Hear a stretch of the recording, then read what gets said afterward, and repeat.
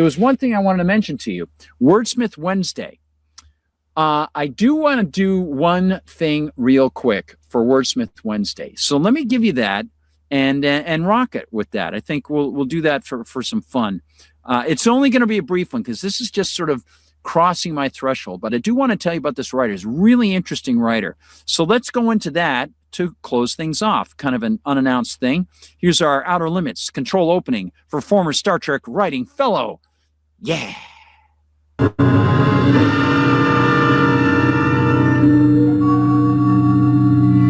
There is nothing wrong with your television set. Do not attempt to adjust the picture. We are controlling transmission. If we wish to make it louder, we will bring up the volume. If we wish to make it softer, we will tune it to a whisper. We will control the horizontal. We will control the vertical.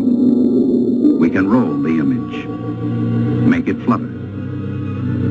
We can change the focus to a soft blur, or sharpen it to crystal clarity. For the next hour, sit quietly and we will control all that you see and hear. We repeat, there is nothing wrong with your television set. You are about to participate in a great adventure. You are about to experience the awe and mystery which reaches from the inner mind to the outer limits.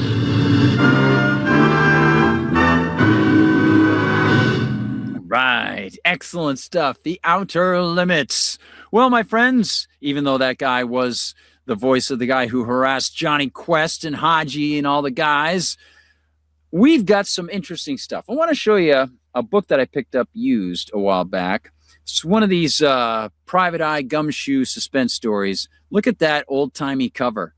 Richard S. Prather, The Peddler. Very cool.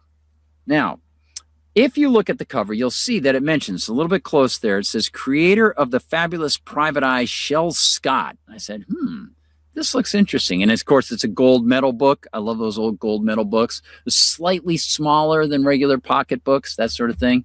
So I want to tell you about this guy and just give you an intro to him. Now, I'm not going to read a short story about Richard Prather, I don't think, on Friday. But I do want to give you a sample of what this guy is like and just let you know I just discovered this guy. And I dropped this book on the floor, but luckily it didn't get all mangled and wet or anything like that. It's we're not having any flooding here right now, so that's good. But this is interesting because Richard Prather was a guy who he actually was around my dad's age. He was actually younger than my dad. He was born in 1921. Let me show you fantastic fiction about Richard S. Prather, who also went under some pseudonyms as David Knight, right? Yeah. And Douglas Ring. I don't think he was a camera. So he had gotten the Shamus Award in 1986. He came from the United States. Richard Scott Prather, born September 9th, 1921, died February 14th. Valentine, 2007. He was an American mystery novelist, best known for creating Shel Scott and the series of Shel Scott books. He additionally wrote under the pseudonyms David Knight and Douglas Ring. And there's a picture of him, okay? Now, I want to follow that author. There we go. Hopefully that works. Okay, this is fantasticfiction.com, by the way, everybody. Now, just to let you know, now, again, this is sort of first blush, almost first blush. I've had this book lying around a little bit, but I want to introduce it to you because I started to look at this when I had some free time. I'm like, oh, this is really cool. I want to look into this guy a little bit more. So in 1950, he had his first of the Shel Scott series released. That was The Case of the Vanishing Beauty. And look at this old-timey cover. This, again, is one of those gold medal covers. Look at that. That actually looks like Race Bannon, right? Or is that Dr. Quest? No, Race Bannon, right? Okay. $81 for that original one. $81. Holy smoke. A gorgeous chick had flown the coop. Could Shel Scott bring her home to roost before the killers clipped her wings? Classic. That's awesome. And there's more Shel Scott. All right. So we know Shel Scott must have had a certain look that they did. I don't know where they got Shel Scott's look. Going to have to do some research on that. Look at all these books, right? It's out of control. 42. Douglas Adams would be impressed. Shel Scott novels all the way up to 2011. And then another one released in 2018, another in 2022, another in 2022. Amazing. Then other novels. Lie Down, Killer from 1952. And The Peddler, as you see here, re-released by that Hard Case Crime series that's just been coming out. We'll show you what the new cover looks like. Hard Case Crime. You see that? You know it's got to be good. All right? So that's cool stuff. $314 for that one. How is that possible? This book can't be worth $314. I'm glad it didn't get ruined when it fell. Holy smoke. I hate getting my books screwed up. Always hated that. Now, there are some collections of his stories, so it's possible I might be able to read a short one for you. And he has a novella called The Sleeper Caper. So I'll look into whether or not I can get a short one from him and read it to you on Friday. But I want to give you some background information about him, okay? I think you might find this interesting. He was born, of course, September 9th, 1921 in California, in Santa Ana. He became one of the most commercially successful writers in the mid-20th century paperback mystery boom, particularly during the 50s and 60s. Have you ever heard of him? Well, now we are. This is pretty cool. He's best known for creating the long-running Shel Scott series featuring a wisecracking ex-Marine private investigator named, of course, Douglas Adams. No, Shel Scott. So for those people who went to school or lived around Boston, there was a great reporter for WBZ who always went out into the snow, and her name was Shelby Scott. And I bet you anything she was named Shelby after Shel Scott, the character. The character is a tall, 6'2", around 205 pounds, white-haired, Los Angeles-based private eye with a sharp sense of humor, a love for beautiful women, and a knack for getting into wild, action-packed, and often sexually suggestive adventures.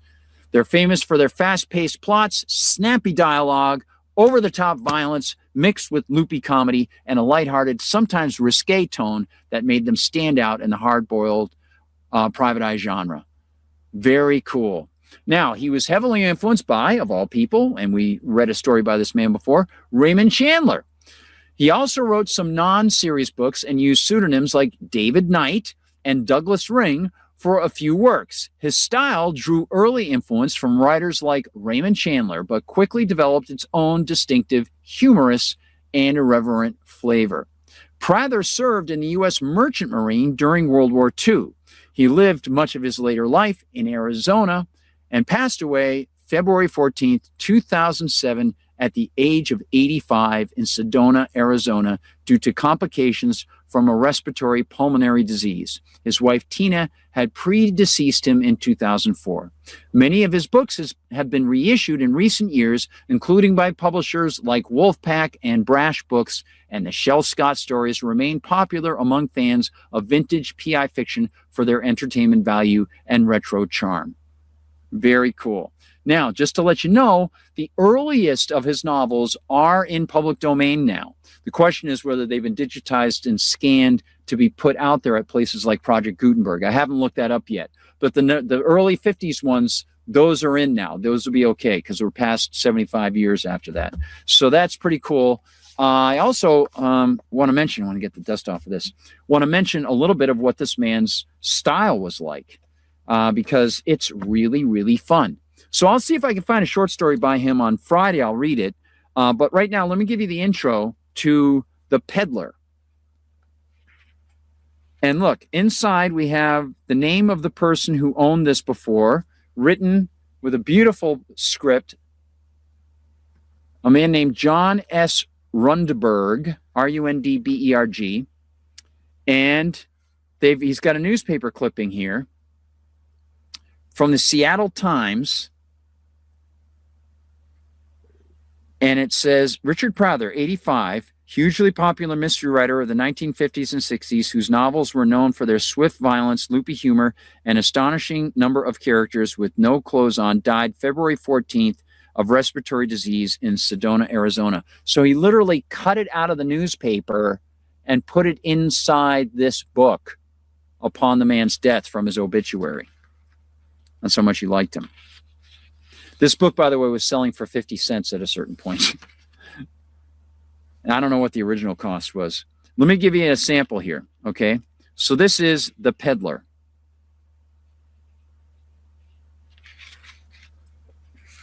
Chapter 1. Tony saw the girl as she hurried out of the green room on Sutter Street, turned, and started walking away from him. Something about her stirred memory in his brain, and he walked slowly after her, watching the black skirt swirl above her rounded calves, the slow, liquid ripple of her hips. He stopped suddenly and lit she stopped suddenly and lit a cigarette, half turned towards him, and in the light from one of the street lamps, he saw the small young face, the plump red lips, and straight dark eyebrows. Now he remembered Maria Cassino. He'd practically grown up with her here in Frisco, back on Howard Street.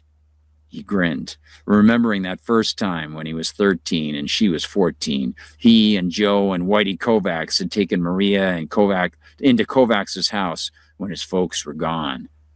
Well, that was 6 years ago. He hadn't even seen her for almost 3.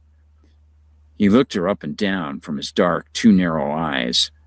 She sure as hell hadn't been built like that, the way she was now.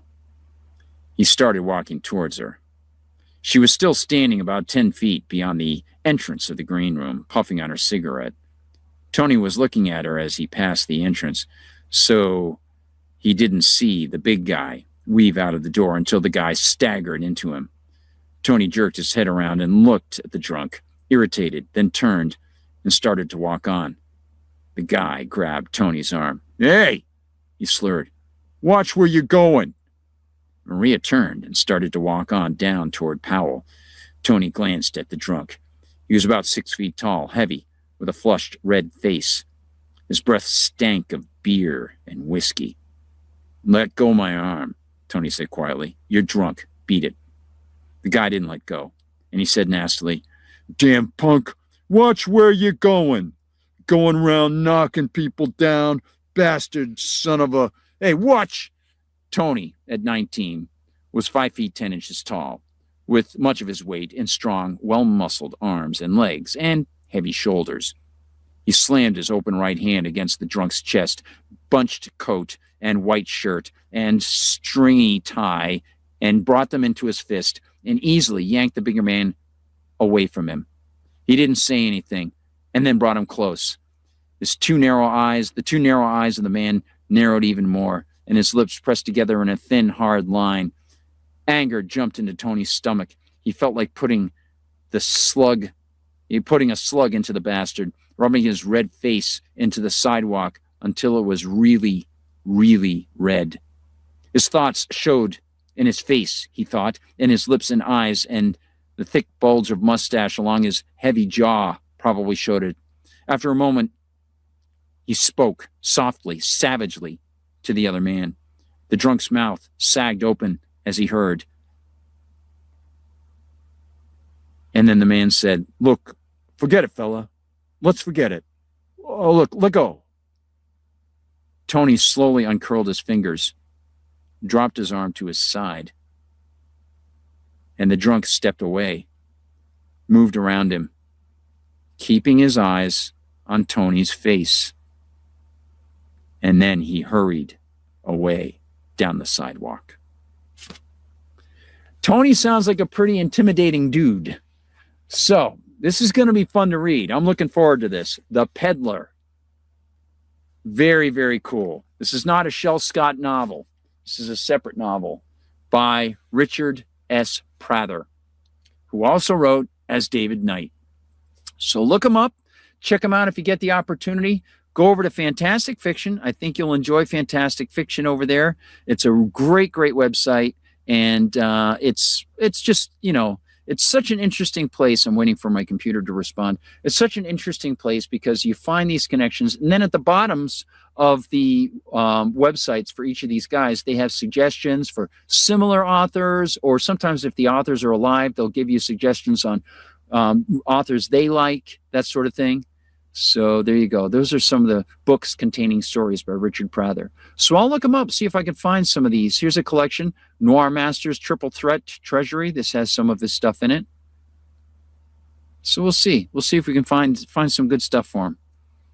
Give him a little bit of honor years after his passing. I think that'd be really cool. Not bad at all. Richard S. Prather. And I'll read a little bit more. I think that'll be a lot of fun. And on Friday, I've got a lot more written. I'm almost at the end of Fuel. And I don't know whether I can finish it over the next day or so. I've got a bunch of things I got to try to do. So we'll see what happens. But thanks, everybody. And again, do not follow. Thanks for being there, man. Really appreciate it. And I don't get to, look into my emails all the time, but I'll try to do so as soon as possible. So I'll leave you, everybody. Have a great night. And there are other major stories about things like, the U.S. military spending $9 million on crab legs and lobster in September. We'll cover some of those tomorrow. Just want to relax and talk about some fiction and look forward to these new creations of good stories. I can't wait to give you some more from Fuel. I think you're going to like it. So I'll say fare thee well for the night, everybody. Have a great one. I hope we've given you a good show. Remember, if you want to support the show, if you want to support the former Star Trek writing fellow, it's a similar thing. You can sign up at the Gardner Goldsmith Substack, and for a few bucks a month, you'll really be helping out as I try to do things separate from MRC TV now. You stand where you stand, and you take the bullets and arrows as they come. And we've got a great group of kindred spirits here. So hopefully we're giving you good info, and we're trying to disambiguate as well as possible. And of course, you can always sign up over at Rumble. You can give a one-time contribution or something like that. I do have to make sure that I stress my agenda of trying to get contributions each week. So really big deal. Just a few bucks a week from a number of people really helps out. So that's a real good thing. So hopefully some smiles heading your way. We'll have a great night. And remember also the PayPal is inside the Substack listing for every one of the audios for Liberty Conspiracy, for the audio podcast as well. And if you just go to the Substack, you'll see there's a place where you can see support the conspiracy. So I will leave you, and that's the Gardner Goldsmith Substack, of course, or support Gardner Goldsmith or whatever. I'll leave you with our going out outro thing for, let's see, it's going to be the Outer Limits. Got to be the Outer Limits, right? Yeah. We got to do our Outer Limits Fare Thee Well voice. The outro for the Outer Limits coming from the Control Voice. Yes, I want to be the Control Voice sometime. I've been looking up different things on rights to be able to do new stories, like pastiche stories for different things. Really frustrating. So many great shows out there, and the rights are just totally hung up. Anyway, have a great night, everybody. And say hello to the Control Voice of the state. I'll return control of your television set to you until next week at this same time, when the Control Voice will take you to the Outer Limits.